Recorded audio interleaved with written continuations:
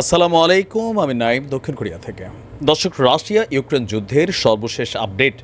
আজকে একটা ভয়ঙ্কর কর্মকাণ্ড করেছেন পুতিন, তবে ইউক্রেনবাসীর প্রতি রহম করেছেন, তিনি ক্ষমা করে দিয়েছেন। চাইলে আজকে ইউক্রেনের রাজধানী কিয়েভের একাংশ উড়ে যেত, কয়েক হাজার মানুষ মুহূর্তের মধ্যেই মারা যাওয়ার সম্ভাবনা ছিল।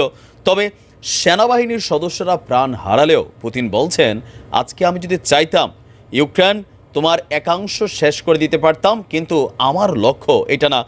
বড়ই চাঞ্চল্যকর ভয়ঙ্কর কর্মকাণ্ড ঘটিয়ে দিয়েছে ভ্লাদিমির পুতিন, যখনই যুক্তরাষ্ট্র ঘোষণা দিল যে তারা বিশাল একটা সামরিক প্যাকেজ পাঠাইতে যাচ্ছে ইউক্রেনে।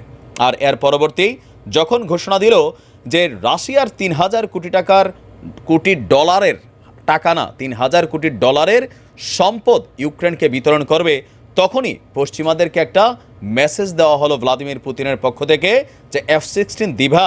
তো পুতিন বলছে যে তুমি আনো জেলি, আইনা দেখো কি হয়। ট্রেইলার দেখাইলো জাস্ট। চাইলের কিয়েভের একাংশ ধ্বংস করে দিতে পারতো আমার রুশ সেনারা, তবে পুতিনের লক্ষ্য তা না, তা দাবি করে পুতিন বলছেন যে আমরা কিয়েভের যে কোনো ভবন চাইলেই ধ্বংস করতে পারি, কোনো বাধাই আমাদেরকে আটকে রাখতে পারবে না। আজকে এটার প্রমাণ দিচ্ছি। দর্শক, কি বলা হয় যে গতকালকে ভ্লাদিমির পুতিন আপনার পশ্চিমাদের প্রতি হুঁশিয়ারি দিয়ে বলছেন, ইউক্রেনের বিভিন্ন ফ্রন্টে রুশ সেনাদের মনোযোগ সরিয়ে দিতে পশ্চিমারা নতুন খেলায় মেতে উঠেছে। তারা ক্রেমলিন এবং রুশ সীমান্তে হামলা চালাচ্ছে। বেলগুরুদ সহ সীমান্তবর্তী অঞ্চলে হামলা চালানোর মিনিংস হচ্ছে উস্কানিমূলক পদক্ষেপ। রাশিয়া উস্কানির বিপরীতে কি করতে পারে আজকে দেখে নাও, যে রাশিয়ার বিরুদ্ধে যদি কোনো ধরনের নতুন কোনো ষড়যন্ত্র করা হয় তাহলে জবাব হবে এমন। দর্শক, পুতিনের দাবি, রণক্ষেত্রে কৌশলগতভাবে রাশিয়াকে হারাতে সকল চেষ্টাই করে যাচ্ছে পশ্চিমারা, আর এর জন্য হিউজ পরিমাণ ফান্ডিংয়ের পাশাপাশি যখন নিজেদের অর্থ শেষ হয়ে যাচ্ছে, তখন রাশিয়ার বিরুদ্ধে নিষেধাজ্ঞার পর, রাশিয়ার অভ্যন্তরে হামলা করার পর এবার নতুন পদক্ষেপ নিয়েছে পশ্চিমারা। আর এই পদক্ষেপ নিয়ে তারা যেই কাজগুলো করবে কতটুকু সফলতা পাবে, জেলেনস্কিকে হুঁশিয়ারি করে দিয়ে তিনি বলছেন, শান্তিপূর্ণ সমাধানের প্রস্তাবকে উড়িয়ে দিয়ে তোমাকে যারা অস্ত্র দিয়ে সহায়তা করছে, এই সহযোগিতা বেশি দিন থাকবে না।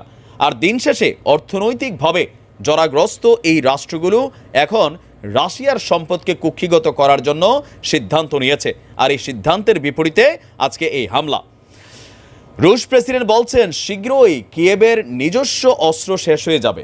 মানে ইউক্রেনের যে নিজস্ব অস্ত্র সেটা বহুত আগেই শেষ, এর পরেও সোভিয়েত আমলের পর থেকে ইউক্রেন নিজেদের অস্ত্রাগারকে যতটুকু সমৃদ্ধ করেছে শেষ হয়ে যাবে। দর্শক, আজকের দিনে রাশিয়া একই যুগে একদিকে কাববকা বাঁধে মানুষ মরছে, কিন্তু পুতিনের হামলা আজকে বন্ধ হয় নাই, কারণ রাশিয়াকে ইমব্যালেন্স করার জন্য জেলির যেই অ্যাক্টিভিটিস, এটাতে চরম ক্ষিপ্ত ভ্লাদিমির পুতিন, যার কারণে তিনি আজকে রাজধানী কিয়েভ, খেরসন, খার্কিভ, বাখমুত সহ একযোগে বিভিন্ন জায়গায় বিশাল হামলা চালিয়েছেন। আর এই হামলায় আজকে কিয়েভ সহ সমগ্র ইউক্রেনে প্রায় 750 থেকে 800 ইউক্রেনীয় সেনা নিহত হয়েছে। কিয়েভের বেশ কিছু ভবন উড়িয়ে দেওয়া হয়েছে, অস্ত্রাগার উড়ানো হয়েছে।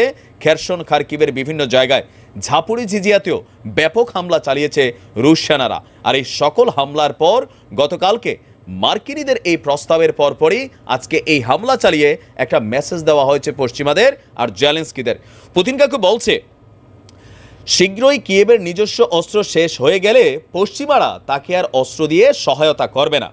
তাদের সম্পূর্ণভাবে অস্ত্র সহায়তার নির্ভরতা চালাতে হবে যে দেশগুলোর উপর, সেই দেশগুলোই আজ নিজেরাই অস্ত্র দিতে অস্বীকৃতি জানাচ্ছে। খুব বেশি দিন এই লড়াই চালিয়ে যেতে পারবে না পুতিন বলছে। কিন্তু রাশিয়া, তাদের সক্ষমতার জানানটাও দেওয়া হয়েছে। পুতিন বলছে গত বছরের চেয়েও সামরিক উৎপাদন মানে অস্ত্র উৎপাদন রাশিয়া 2.7 গুণ আপনার বৃদ্ধি করেছে। অস্ত্র কারখানাগুলোতে দিনরাত কাজ করে যাচ্ছে শ্রমিকেরা, অস্ত্র উৎপাদন বেড়েই চলছে। মিত্র শক্তিদের কাছ থেকেও কৌশলগত অস্ত্র আসার সম্ভাবনা আছে, আর এই সকল অস্ত্র ব্যবহার করা হবে ইউক্রেনের বিরুদ্ধে। সর্বশেষ সময় পর্যন্ত রাশিয়া নিজস্ব অস্ত্রের উপর নির্ভর করে লড়াই চালিয়ে যাওয়ার সক্ষমতা আছে, যেটা ইউক্রেনের নেই। বেলারুশে পরমাণু অস্ত্র মোতায়েনের বিষয়টিও পুতিন কাকু আবারও সামনে এনেছেন যে শত্রুপক্ষকে সতর্ক করতে এমন পদক্ষেপ নেওয়া হয়েছে। যে শত্রুপক্ষ বলতে পশ্চিমাদেরকে সতর্ক করা হয়েছে। ন্যাটোর যে মহড়া আছে আপনারা জানেন, ৭৫ বছরের ইতিহাসে ন্যাটো যে মহড়া চালাইছে এটা আর কোথাও চলে নাই। এরপরে বলা হয়েছে যে রুশ ভূখণ্ডে হামলা হলেই পারমাণবিক হামলা চালাতে রাশিয়া দ্বিধাবোধ করবে না, যে পশ্চিমারা যদি F-16 যুদ্ধ বিমান দেয় বা আরও বড় মাপের ক্ষেপণাস্ত্র দেয় দূরপাল্লার, আর এগুলার যদি কোনো রকম অপব্যবহার জেলি করে যেমনটা অতীতে করেছে বেলগোরদ সহ রাশিয়ার অভ্যন্তরে, তাহলে কি করা হবে? উড়াই দেওয়া হবে। এখন মুদ্রা কথা হচ্ছে যে অন্য অস্ত্র দিয়া কতক্ষণ এই যুদ্ধের মাঠে টিকে থাকতে পারবে ইউক্রেন প্রেসিডেন্ট জেলেনস্কি।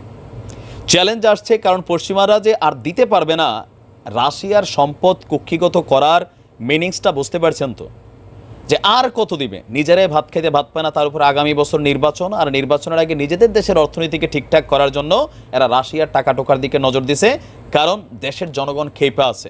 আর দিন শেষে পুতিন গত বছর একটা ভবিষ্যৎবাণী করছিলেন, একসময় পশ্চিমারা আর ফিরা চাবে না, তখন তোমাকে খাইয়া ফেলবো। Putin ready? জ্যালি রেডি তো? সালামু আলাইকুম।